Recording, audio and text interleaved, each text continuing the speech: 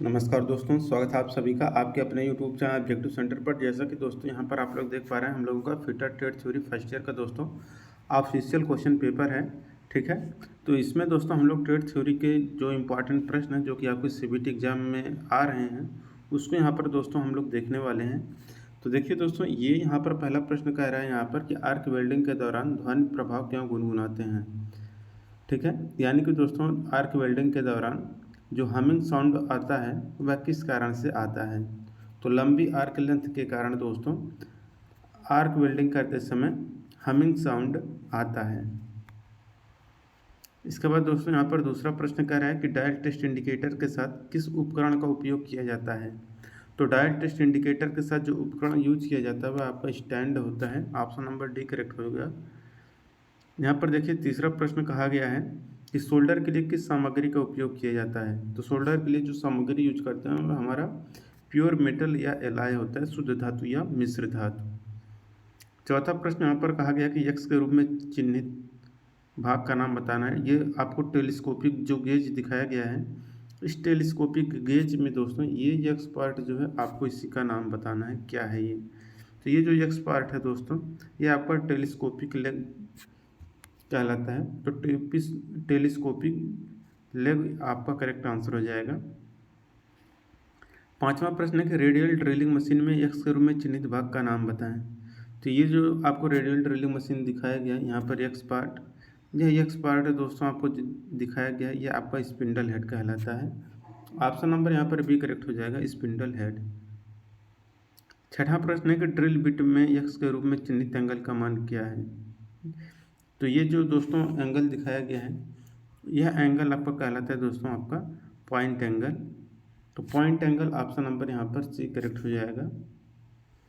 अब यहाँ पर सातवां प्रश्न कह रहा है कि थ्रेड की प्रोफाइल की जांच करने के लिए किस गेज का उपयोग किया जाता है। तो थ्रेड की प्रोफाइल की जांच करने के लिए जो गेज यूज करते हैं वह स्क्रू पिच गेज होता है। आठवां प्रश्न कह रहा है कि ड्रिल में रैक एंगल का एंगल कितना होता है। तो ड्रिल में रैक एंगल का जो एंगल होता है वह आपका हेलिक्स एंगल होता है। तो ड्रिल में जो रैक एंगल होता है आपका हेलिक्स एंगल होता है। तो देखिए दोस्तों, जो ड्रिल होता है, तो ड्रिल में जो हेलिक्स एंगल होता है उसी को ही हम लोग यहाँ पर रैक एंगल बोलते हैं। ठीक है, आपका यहाँ पर सी आंसर करेक्ट हो जाएगा। अगला प्रश्न है 9 नंबर का, कह रहा है कि विभिन्न प्रोफाइलों को काटने के लिए किस मशीन का उपयोग किया जाता है। तो विभिन्न प्रोफाइलों को काटने के लिए हम लोग कंटूर बैंड सा का उपयोग करते हैं। 10 नंबर का प्रश्न है एक अनिवार्य प्रतीक का नाम बताइए। तो दोस्तों यहाँ पर जो ये अनिवार्य प्रतीक है, यह दोस्तों आपका यहाँ पर देखिए स्टॉप दिया है। ठीक है, जबकि दोस्तों ये है आपका गिव वे का। ठीक है, गिव वे का। ठीक है, स्टॉप का जो सिंबल होता है दोस्तों आपका कुछ इस तरीके से होता है। ठीक है, ये इस तरीके से, और यहाँ पर स्टॉप या रेड कलर से ही लिखा रहता है। ठीक है, तो इस तरीके से ये रहता है, लेकिन ये दोस्तों निम्मी पता नहीं क्यों ये गिव वे ना दे करके स्टॉप दिया है। ठीक है, जो कि आपका गिव वे होना चाहिए था।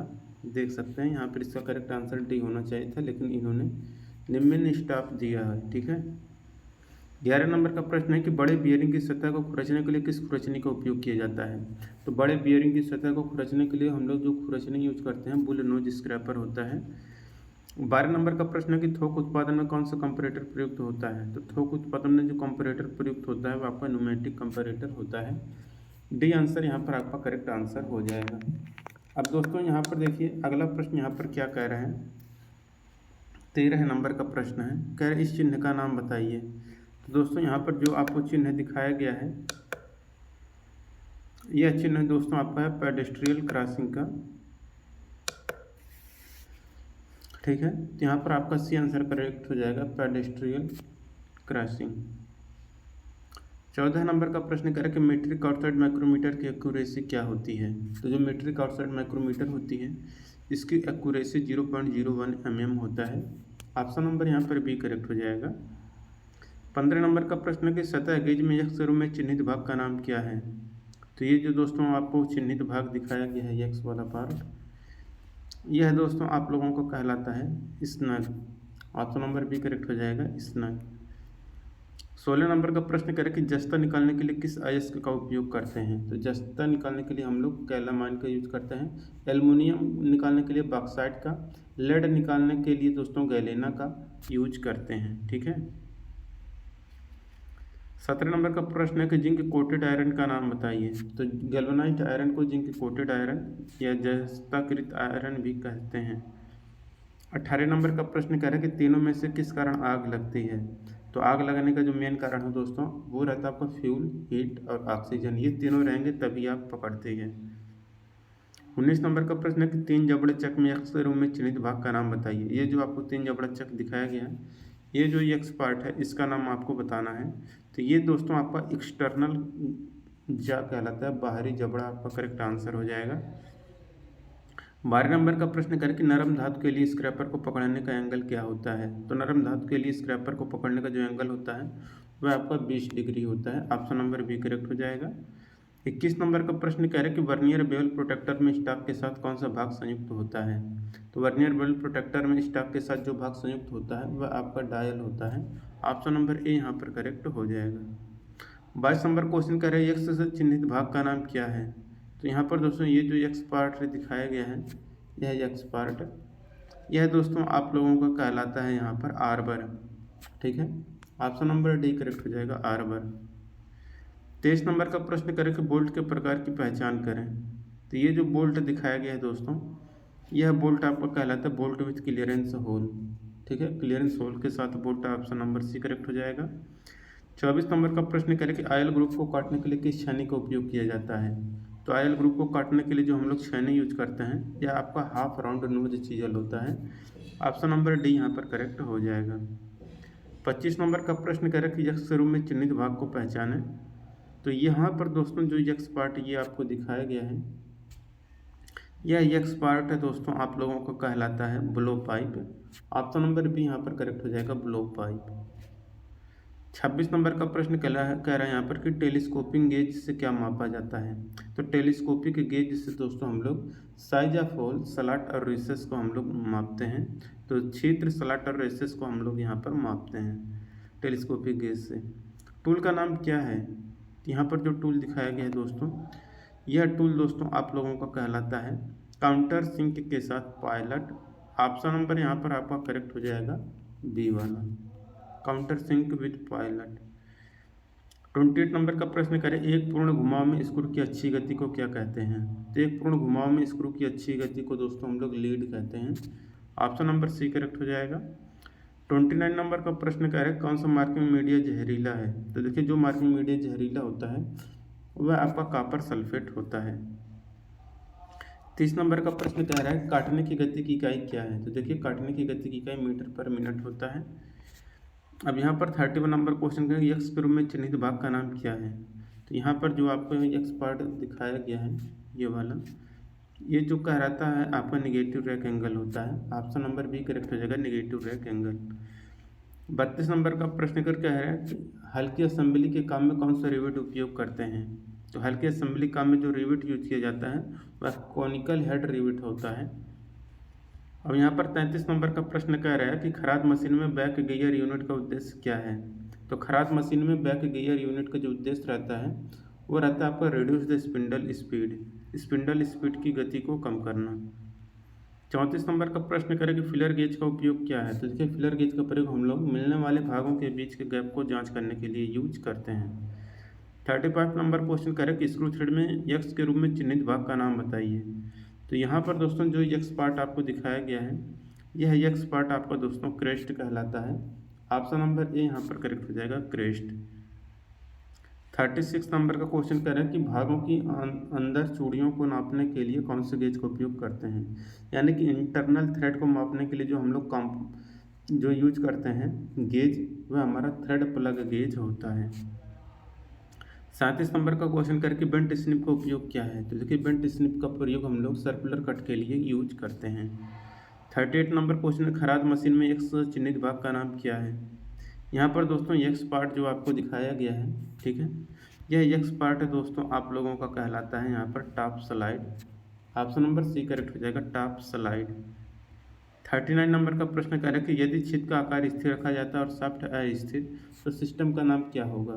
तो छेद का आकार स्थिर, शाफ्ट अस्थिर, तो वह आपका होल बेसिस सिस्टम कहलाएगा। आपको बिल्डिंग ज्वाइंट का नाम बताना है। ये जो बिल्डिंग ज्वाइंट है दोस्तों आपका बट ज्वाइंट कहलाता है। ऑप्शन नंबर 1 करेक्ट हो जाएगा। जब आपका सामने सामने से यहाँ पर रहे तो ये आपका दोस्तों बट ज्वाइंट हो जाएगा। जब एक के ऊपर एक रहे तो ये आपका लैप ज्वाइंट होता है। 41 नंबर क्वेश्चन के थ्रेडेड होने वाले छेद का उपयोग किए जाने वाले काउंटर सिंक टूल का एंगल क्या है। ये रहता है दोस्तों आपका 120 डिग्री।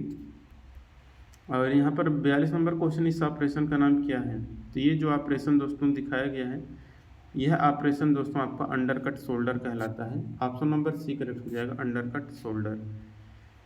43 नंबर क्वेश्चन है, इस थ्रेड का नाम क्या है। तो यहाँ पर दोस्तों जो आपको थ्रेड दिखाया गया है यह थ्रेड आपको दोस्तों कहलाता है यहाँ पर शॉ टूथ थ्रेड। ठीक है, तो शॉ टूथ थ्रेड आपका करेक्ट आंसर हो जाएगा। 44 नंबर क्वेश्चन है, एक रिविट में यक्स चिन्हित भाग का नाम बताइए। तो देखिए यक्स से जो चिन्हित भाग है ये दोस्तों देखिए आपका हेड होता है, ये आपका नीचे टेल होता है, ये आपका बॉडी इसी को बोलते हैं, या फिर इसी को हम लोग शैंक भी बोलते हैं। ठीक है, तो बॉडी या शैंक यहाँ पर आपका करेक्ट आंसर हो जाएगा। यहाँ पर क्या दिख रहा है, बॉडी दिख रहा है, तो बॉडी ही आपका करेक्ट आंसर हो जाएगा। ठीक है, अब 45 नंबर क्वेश्चन कह रहा है कि कौन ग्राइंडिंग व्हील में बांड की ताकत को इंगित करता है। तो ग्राइंडिंग व्हील में बांड की ताकत को जो इंगित करता है आपका ग्रेड होता है। और 46 नंबर का प्रश्न करें, कार्नर पर मटेरियल को चौकोर करने के लिए किस छन्नी का उपयोग करते हैं। तो कार्नर पर मटेरियल को चौकोर करने के लिए हम लोग डायमंड पॉइंट चीजल का उपयोग करते हैं। 47 नंबर क्वेश्चन के फाइल के यक्स रूप में चिन्हित भाग का नाम बताएं। यहाँ पर दोस्तों ये जो फाइल का यक्स पार्ट दिखाया गया है यह आपको दोस्तों कहलाता है यहाँ पर हिल। ठीक है, हिल आपका करेक्ट आंसर हो जाएगा। तो यहाँ पर देखिए ये तो आपका हैंडल है, ये दोस्तों आपका स्टील का एक छल्ला लगा रहता है जिसको कि हम लोग फेरुल बोलते हैं, और जिसमें दांते कटे ये होते हैं, यहाँ से लेकर यहाँ तक ये इसकी लेंथ होती है। ठीक है, लंबाई। बाकी ये एज किनारा कहलाता है, ये यहाँ पर पॉइंट या टिप कहलाता है, और जहाँ पर खांचे नहीं कटे होते हैं इसको दोस्तों हम लोग बिल बोलते हैं। ठीक है, और जो हिस्सा लकड़ी के अंदर रहता है वह आपका टैंग कहलाता है, और यहाँ पर जो कर्व भाग आपको दिखाया गया है ये आपका शोल्डर कहलाता है। 48 नंबर क्वेश्चन, ऑक्सीजन सिलेंडर का रंग कैसा होता है। तो ऑक्सीजन सिलेंडर का रंग यहाँ पर काला होता है। और 49 नंबर है, एल्युमिनियम धातु का रंग कैसा होता है। तो वह आपका एल्युमिनियम धातु सफ़ेद होता है। 50 नंबर का प्रश्न करें, कास्ट आयरन में ड्रिलिंग के लिए किस शीतलक का उपयोग करते हैं। तो कास्ट आयरन में ड्रिलिंग के लिए दोस्तों हम लोग ड्राई जेट एयर का प्रयोग करते हैं। तो दोस्तों यहाँ पर आपका जो इंपॉर्टेंट 50 क्वेश्चन थे आपके सीबीटी एग्जाम में पूछे जाने वाले वो यहाँ पर कंप्लीट होता है। वीडियो अच्छा लगा वीडियो को लाइक करिए, आप अपने दोस्तों के साथ शेयर करिए। मिलेंगे नेक्स्ट वीडियो में। Thank you.